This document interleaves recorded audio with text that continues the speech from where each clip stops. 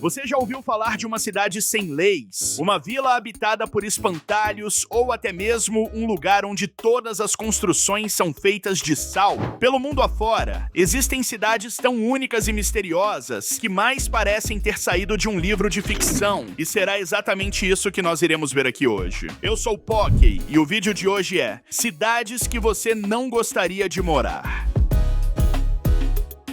Slab City é uma comunidade alternativa localizada no deserto do sul da Califórnia, próxima à cidade de Neeland e ao mar de Salton. Conhecida como o último lugar livre da América, ela se destaca por ser uma área sem governo formal, sem leis ou sem infraestrutura pública, atraindo pessoas que buscam viver fora dos padrões convencionais da sociedade. Slab City surgiu nas ruínas da antiga base militar Camp Dunlap, desativada após a Segunda Guerra Mundial. As estruturas da base foram removidas, restando apenas as lajes de concreto. Daí o nome Slab City, que significa Cidade das Lajes. A partir da década de 1950, o local passou a ser ocupado por veteranos de guerra e, posteriormente, por uma diversidade de pessoas, incluindo nômades, artistas, aposentados e indivíduos em busca de uma vida alternativa. Em Slab City, não há presença policial constante, nem serviços públicos ou cobrança de impostos. Os moradores vivem de forma autossuficiente,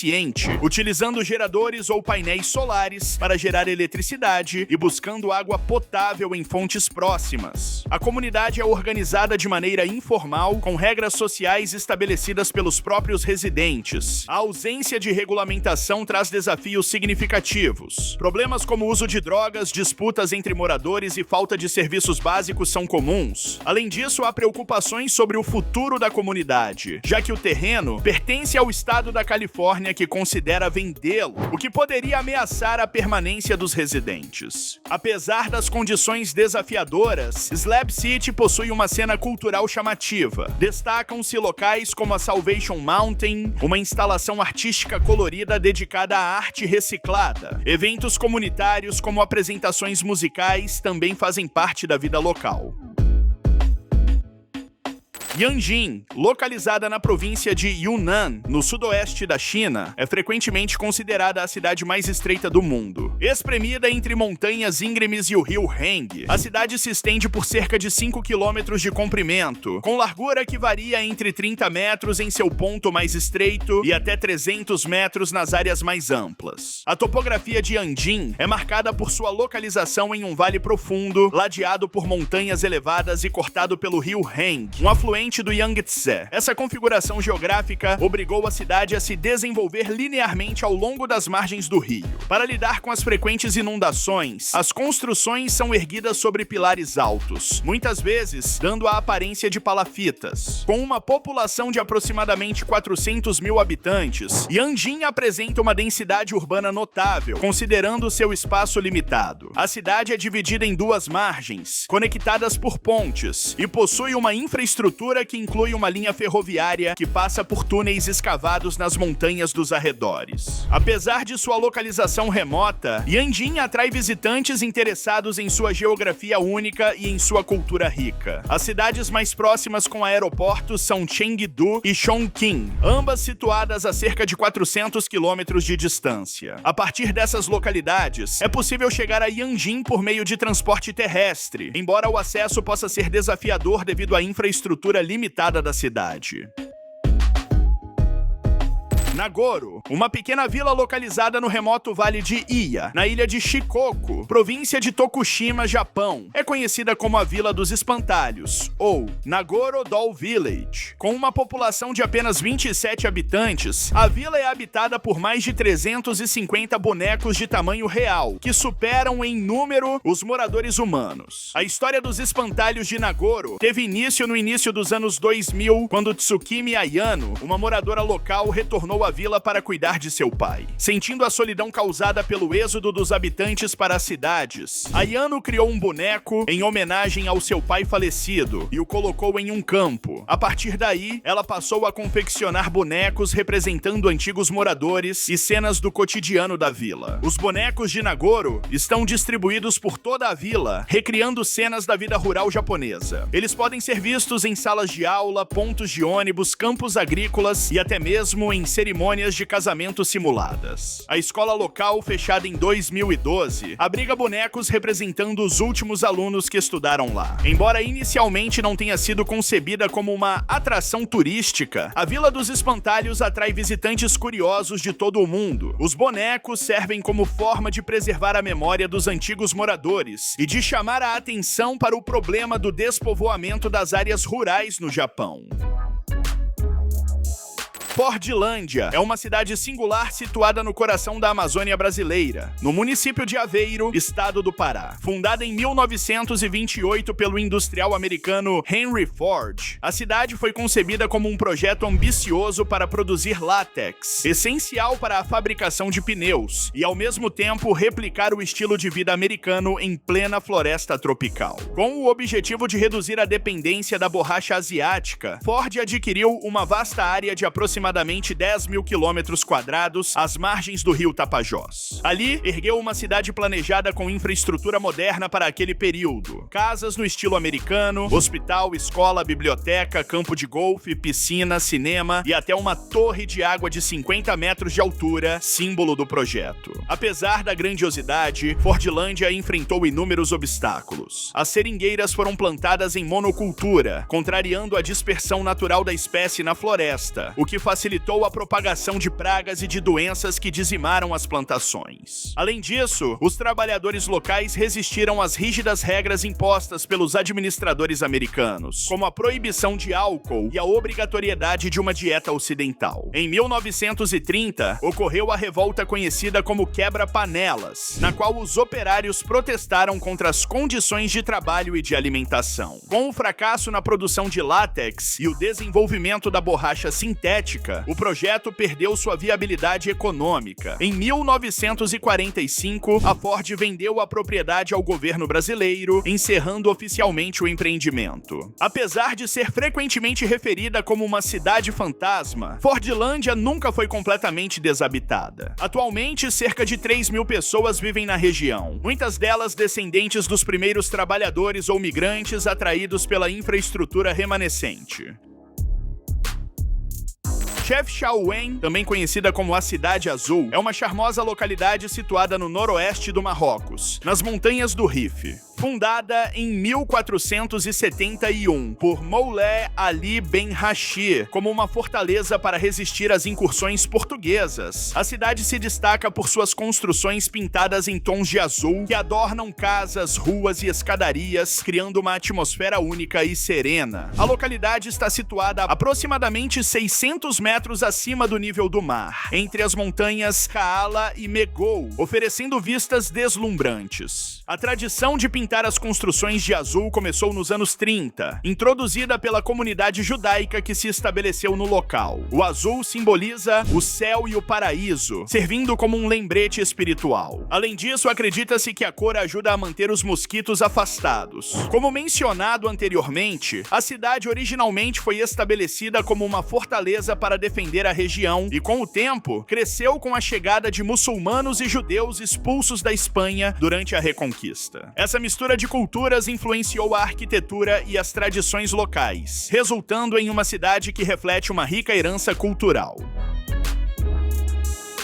Manshiyat Nasser, popularmente conhecida como Cidade do Lixo, é uma área no Cairo, Egito, que tem ganhado notoriedade por sua função única na economia local. É o principal centro de coleta, de separação e de reciclagem de lixo da cidade. Manshiyat Nasser é o destino final de grande parte do lixo gerado pelos cerca de 20 milhões de habitantes do Cairo. Diariamente, caminhões trazem toneladas de resíduos para serem processados no local. A população desenvolve sua vida em torno da coleta, da triagem e da reciclagem do lixo. Eles utilizam métodos altamente eficientes, com taxas de reciclagem que chegam a 80% do material coletado, um índice superior ao de muitos países desenvolvidos. Apesar de ser uma área residencial, as ruas de Manshiyat Nasser estão frequentemente cheias de pilhas de lixo que ainda serão separadas ou processadas, o que contribui para sua imagem como cidade do lixo. Apesar da eficiência no trabalho de reciclagem, os Abalim vivem em condições condições precárias, com ruas estreitas, pouca infraestrutura e um ambiente frequentemente insalubre devido à presença constante de resíduos. A exposição contínua ao lixo coloca os moradores em risco de desenvolver doenças e infecções. A falta de acesso adequado a serviços de saúde agrava ainda mais a situação.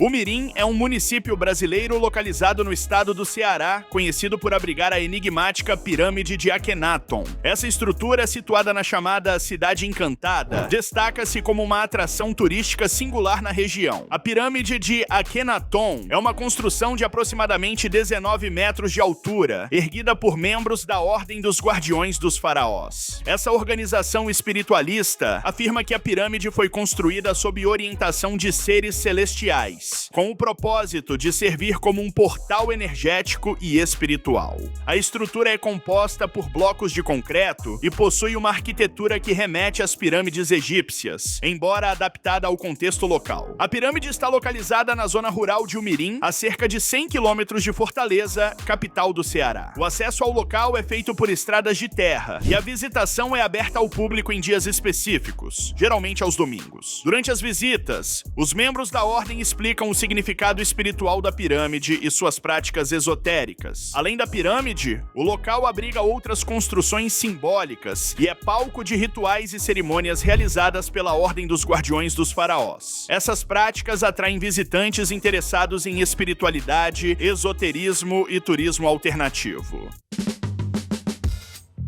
A Capadócia, localizada na região da Anatólia Central, na Turquia, é famosa por suas paisagens surreais e pelas icônicas chaminés de fadas, que nada mais são do que formações rochosas únicas que parecem saídas de um conto de fadas. As chaminés de fadas, conhecidas localmente como peri bacalar, são pilares de rocha que se assemelham a torres ou cogumelos gigantes. Formadas ao longo de milhões de anos, essas estruturas resultam da erosão diferencial, na qual camadas de rocha vulcânica macia, como o tufo, são cobertas por uma camada mais dura de basalto. A ação contínua do vento e da água desgastou o material mais macio, deixando colunas com chapéus de pedra no topo. Além de sua beleza natural, as chaminés de fadas têm uma rica história de ocupação humana. Desde o século IV, comunidades cristãs escavaram igrejas, casas e até cidades inteiras nessas formações rochosas, buscando refúgio e isolamento. Uma das atividades mais emblemáticas da Capadócia são os passeios de balões de ar quente, que oferecem vistas panorâmicas das chaminés de fadas ao amanhecer, descritas por muitos turistas como uma das paisagens mais bonitas que se pode testemunhar. Centralia é uma cidade localizada no estado da Pensilvânia, nos Estados Unidos, cuja maior parte foi consumida por um incêndio subterrâneo que começou em 1962 e continua a queimar até os dias de hoje. O incêndio de Centralia teve origem em um aterro sanitário instalado em uma mina de carvão abandonada. O fogo se espalhou pelos túneis de mineração e atingiu depósitos de carvão, alimentando o incêndio. As tentativas de controlar as chamas foram mal sucedidas e, eventualmente, as autoridades perceberam que seria praticamente impossível extinguir o fogo. O incêndio subterrâneo de Centralia causou diversos problemas. O solo ficou instável devido às queimas e o risco de aberturas repentinas de chamas e a liberação de gases tóxicos tornou-se uma ameaça à segurança dos moradores. Como resultado, a maioria dos residentes foi forçada a abandonar a cidade. Atualmente, apenas algumas pessoas permanecem em Centralia. A maioria das estruturas foi demolida e a localidade é considerada quase uma cidade fantasma. O local acabou se tornando famoso pelo desastre e atrai turistas que desejam testemunhar as consequências do incêndio subterrâneo e ver os efeitos duradouros do fogo que consome a região. Ité é um município localizado no oeste de Santa Catarina, Brasil, que se tornou conhecido por sua história singular. A antiga cidade foi submersa para dar lugar ao reservatório da usina hidrelétrica de Itá. Hoje, as torres da antiga igreja matriz São Pedro emergem das águas, servindo como marco histórico e atração turística. Na década de 1980, foi planejada a construção da usina hidrelétrica de Itá. Para isso, seria necessário inundar a área onde se situava a cidade original de Itá. Os habitantes foram indenizados e uma nova cidade foi construída em uma altitude mais elevada. Em 2000, o enchimento do reservatório começou, submergindo completamente a antiga cidade. Curiosamente, as torres da igreja matriz resistiram às tentativas de demolição e permaneceram de pé, tornando-se símbolo da cidade submersa. As torres da antiga igreja matriz São Pedro são as únicas estruturas visíveis da cidade original de Itá. Com 25 metros de altura, apenas 10 metros permanecem acima da água, enquanto 15 metros estão submersos. Essas torres se tornaram um ponto turístico emblemático, atraindo visitantes interessados na história e na paisagem singular da região.